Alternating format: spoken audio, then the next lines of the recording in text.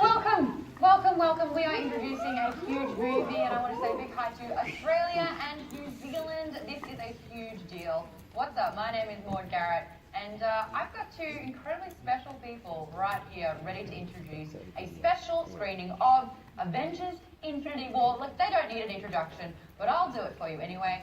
Nice and quick because we don't have too much time. You know them as the Russo Brothers. We've got Anthony and we've got Joe right here, ready to talk about Infinity War. Now, there is a lot of people tuning in right now from all over 2 countries. We should check in with them right now. First of all, Emmylou in Melbourne, are you there?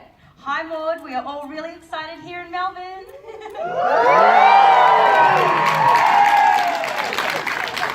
Adelaide as well. Can you guys cheer louder than Melbourne? Hey Maude, Adelaide, are we all hyped and ready to go? Adelaide. Yeah, change your world. We've got Pete in Perth as well. Pete, are you there?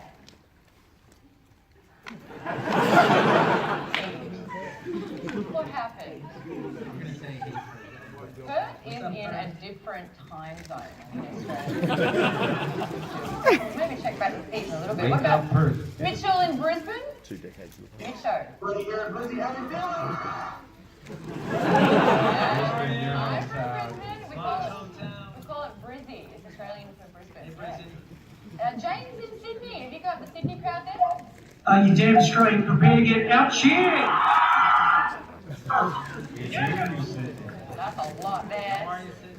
And we're going to jump over the pond as well and head to Auckland in New Zealand. Vaughan, are you there? Hi Maude, hi guys, we're absolutely fantastic here in New Zealand. We're excited, we're ready to go. Yeah. Taika Waititi needs a bit of a hell yeah. He did such a great job with Ragnarok. Did Ragnarok.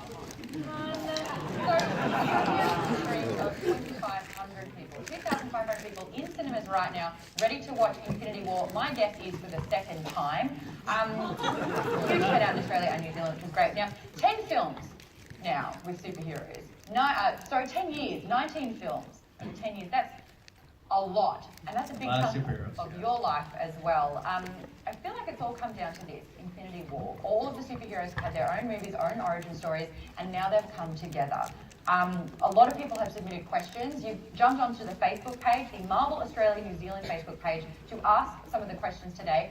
Let's try to get through as many as possible. A lot of people have questions that they are dying to know the answers to.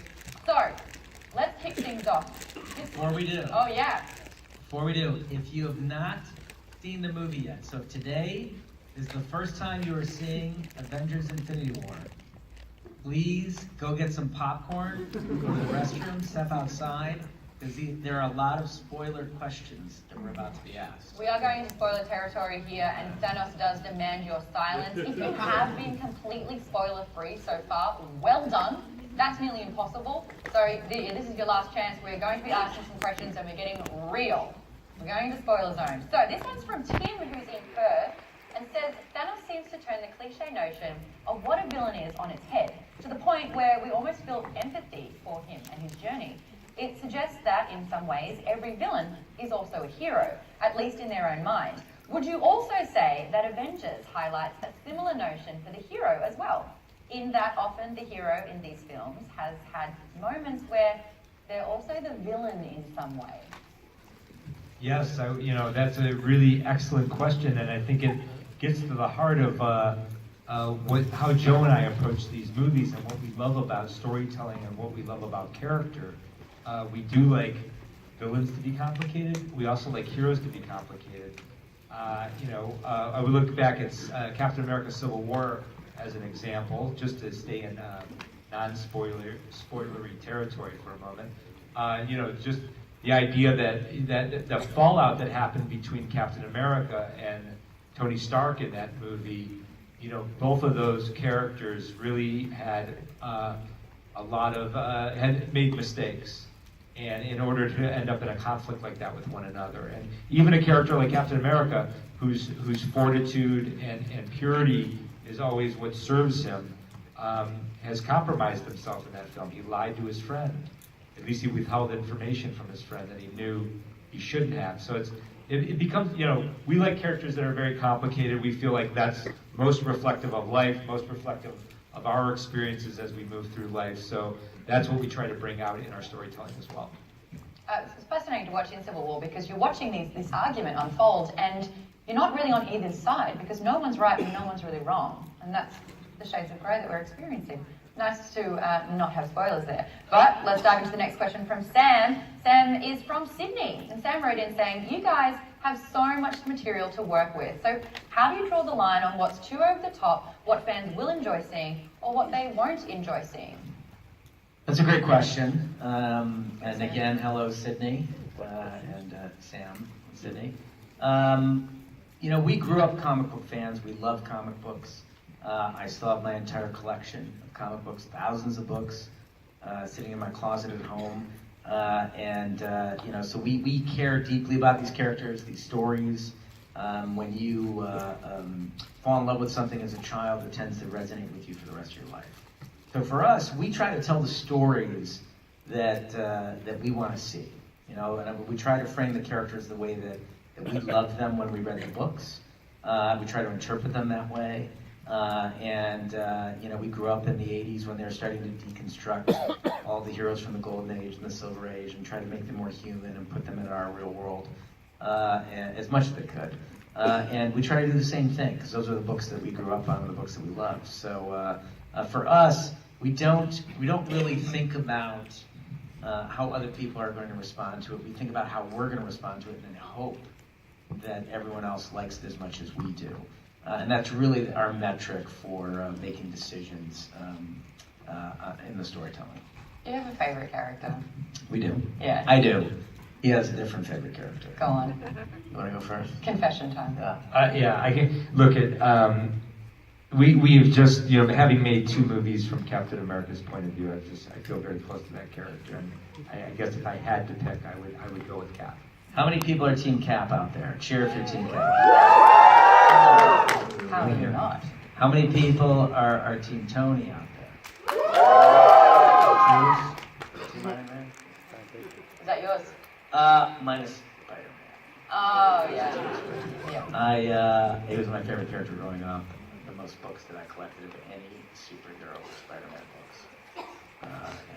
You know, as a kid collecting, as a teenager collecting books, he certainly was a character I could relate to the most. Yeah. You got that one down? Cheeky one? His powers are super One cool. day it'll happen. You know, if you keep trying. Leslie from Queensland has a question. Brizzy, as a matter of fact, as a director, what does the process look like from start to finish when directing a large-scale film that incorporates so many character arcs and storylines while simultaneously expanding the MCU? Where do you begin? Well, good question. You know, it's surprising that, you know, even though this movie is so large in scope and scale, you know, at the end of the day for Joe and I, our directing process is the same, essentially the same, no matter what size project we're doing. You know, for us, it's very much about like, what story do we want to tell? How are we going to tell it? How do we achieve that? And we step through that same process, whether we're making something for as little money as you could possibly make a movie for, or as much money as you could possibly make a movie for. But for a movie of this scale, you know, when you're working at this scale, it becomes a much more elaborate process. Everything just moves slower. Every stage of the process is more complex, and you have to spend more time stepping through it because so many more people are required to make a movie of this scale. There's a reason you'll see when you get to the end of the movie in a couple hours, you'll see thousands of names go by, and it's because it takes thousands of people to make a movie like this. It's very complex. But for Joe and I, we started this whole process when we finished Captain America: Civil War. And Marvel asked us to do these films. We just sat in a room with Steve Marcus and Chris McFeely, and Chris Marcus. It's later here than it is there. Yeah, it's like 4 a.m. here. It's really late. So we sit in a room with those guys for months and months, and we basically talk about what direction we could take a story like this in. We had pictures of every single character in the MCU surrounding us on the walls, and we would just kind of track storylines forward and basically pitch each other's stories. And we went through this process for about a couple months, and we eventually started to to sort of coalesce around a narrative, and that ended up becoming the film that you're about to see. So that was our process. Cool, that does not sound simple at all. It's very complicated. It was very fun, I would say that. Oh, that's good. All right. We're moving over to Adelaide. There's a question from Francis who says, what happened between Civil War and Infinity War that allowed Scarlet Witch to embrace her role as an Avenger and unleash her powers to a greater capacity and more fearlessly?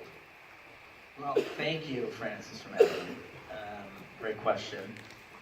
You know, we all know, if you've seen Civil War, you know the events that happened at the end of the movie, that Scarlet Witch, Cap, Falcon, and Black Widow had to go on the run, and are fugitives from the U.S. government. I think whenever that happens, where you're living in secret and hiding, tends to bring out a certain edge in your character. You'll see in the film that I think that all those characters who've been in hiding are a little edgier, a little quieter, a little tougher. It can't help but change you. And I think that Scarlet Witch is a character who is growing into her powers.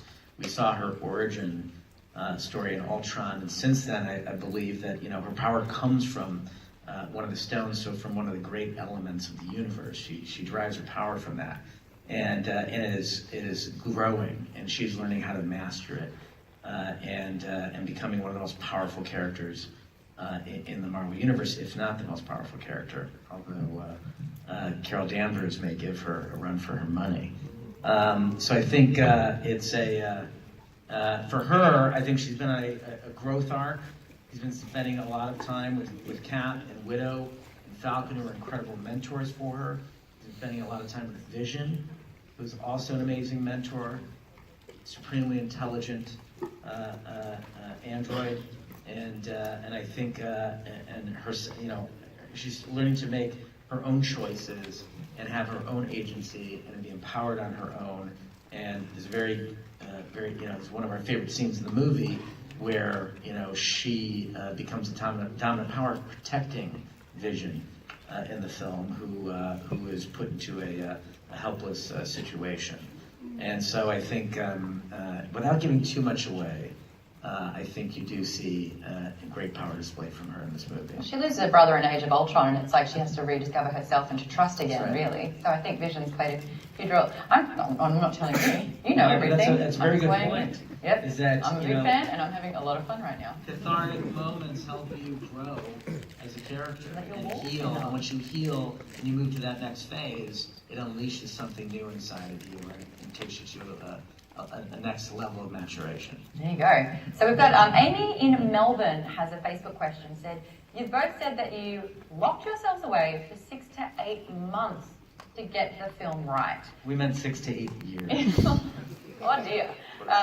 Well, now that the movie's out, which moment were you most excited and proud of to see on the big screen at the world premiere that happened here in LA? Gosh, that's a good question. Most proud of?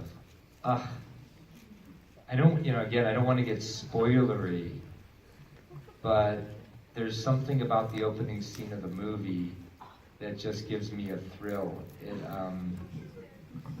And again, I won't go into the detail because you're moments from the opening scene of the movie. But I do think we have some questions coming though. They're just gonna. Yeah. Straight up spoil. Yeah, but you know, it's the introduction of Thanos. We really built this movie around Thanos for the reason that Thanos is the single figure that pulls every corner of the MCU together. He's the one character that connects everybody. Because the Infinity Stones have been threaded throughout the MCU, because Thanos is going after them, he is sort of the central character in this narrative, and we went through we tried to craft him as one of the most interesting characters in the MCU, and the opening scene of the movie brings him to you for the first time in a way that I very much love the scene. So Yeah, you smashed. Without spoiling anything, I'm just going to say quickly, my favorite moment as a comic book fan, Thor has an amazing arrival moment in the movie. And it still gives me the chills when I see it. Pretty sure I cried. Thinking about it now. Anyway, you guys are gonna have a great time. We're going to throw a question over. This this is from Auckland. It's Penny Williams asking this one. In the comic books, Thanos has a very unique relationship with the physical embodiment of death itself. Spoilers. I'm curious why that was left out of Infinity War. Auckland, how are you? You good? Can't hear you. You're like, yes. Yes, it is. So, look, our job is to further the story in the Marvel Cinematic Universe, not to do literal translations of the books. We've never shied away from the fact that we're not interested in doing literal translations of the books because you know the whole story. If you want to know what happens in the film, you can go read the book before you show up to the movie. Death is not a character that's been developed over the last 18 films. We have 2.5 hours to tell this story. We have a lot of heroes to squeeze in the movie. And every piece of story real estate that we take from those heroes to assign to some character that people don't really have a connection to, or we don't know the heroes have a connection to, is just, it's time away from some of the more interesting moments in the movie. And we have 2 amazing characters played by 2 amazing actresses, in Gamora and Nebula, who do have a very strong connection to Thanos in the film. So we took the essence of what Thanos felt for death in the books and applied it to his daughters, specifically Gamora, so that we could create a relationship that was based in the events that have unfolded in the Marvel Cinematic Universe over the last decade. Heartstrings are there, though. Melbourne, there's a question. Daniel McMurray said, throughout the MCU, and particularly in Infinity War, there seems to be a theme of impossible love. Do you think there's room for romance and love within the world of the MCU? I would hope so, yeah. I mean, Joe and I have always been big fans of very balanced and dense storytelling. We love movies that can make you laugh, make you cry, make you think, scare you, excite you, thrill you, delight you, etc. So yes, we like to explore the totality of human experience in these movies, and we have characters who can help us do that. So yes, there is room for love.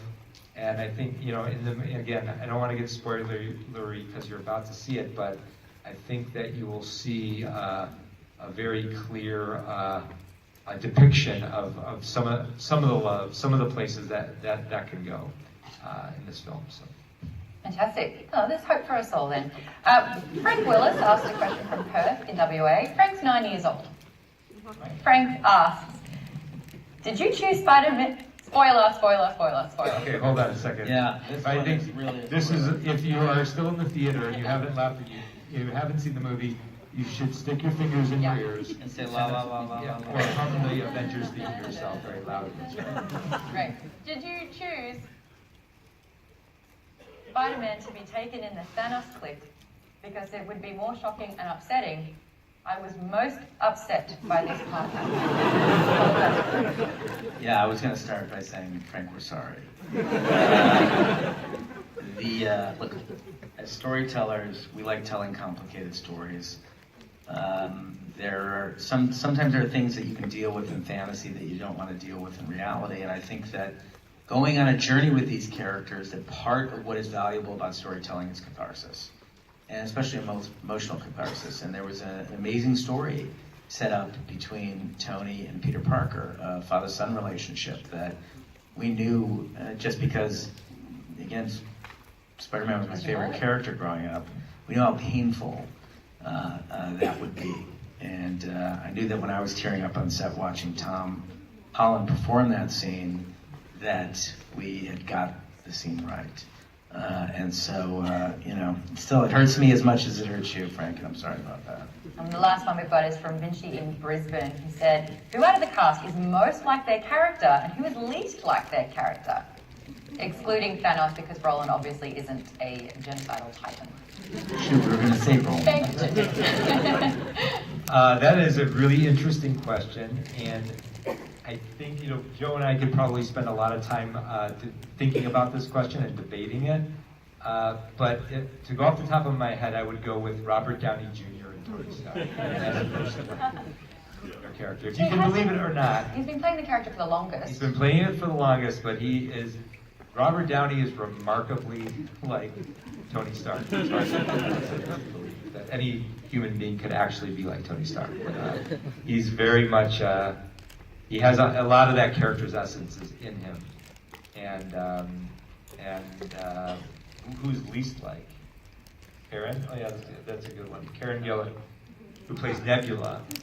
Nothing like that. Yeah, she sort of has this very warm, lovely Scottish sort of energy to her, and it's a million miles away from the sort of one of the nicest people controlled, wounded character that Nebula is. Yeah. I've actually previously interviewed you about a similar question, and I want to bring up some of the things that I discovered from that, and that was Mark Ruffalo had a bad habit of making everything too much fun. He likes to improv the whole time. He's always in stitches. Yes, he forgets his lines a lot. He makes up his own lines. He changes other people's cues. There's a lot of laughing on set. And people have a lot of fun.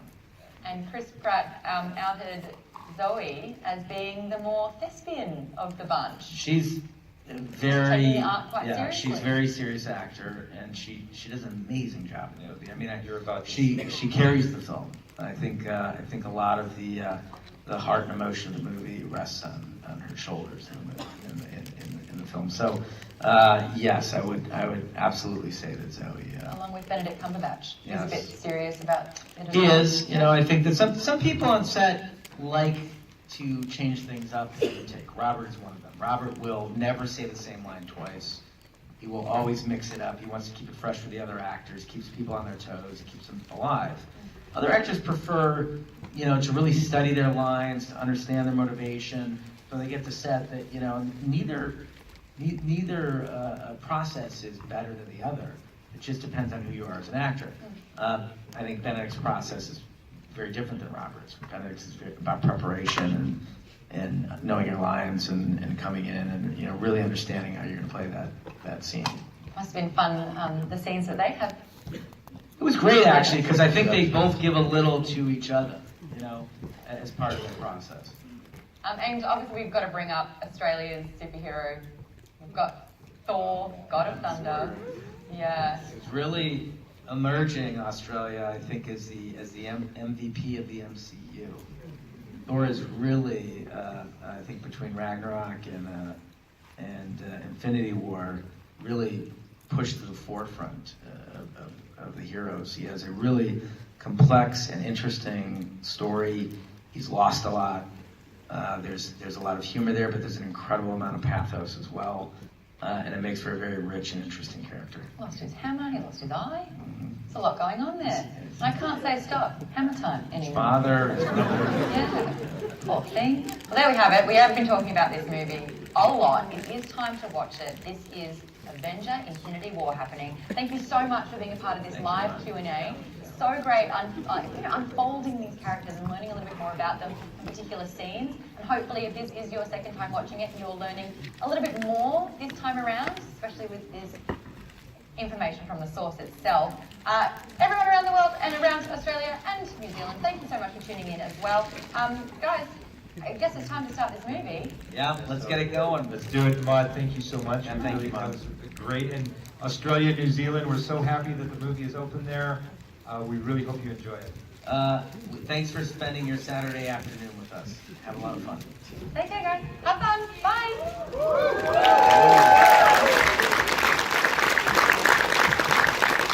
All right, everyone, how awesome was that? I've got the biggest smile on my face. That was so good. They're brilliant. They're absolutely brilliant. Now, I know you're all excited to watch the film, so we're going to get started straight away. Can I please get you guys to turn your phones on silence now or off? That would be fantastic.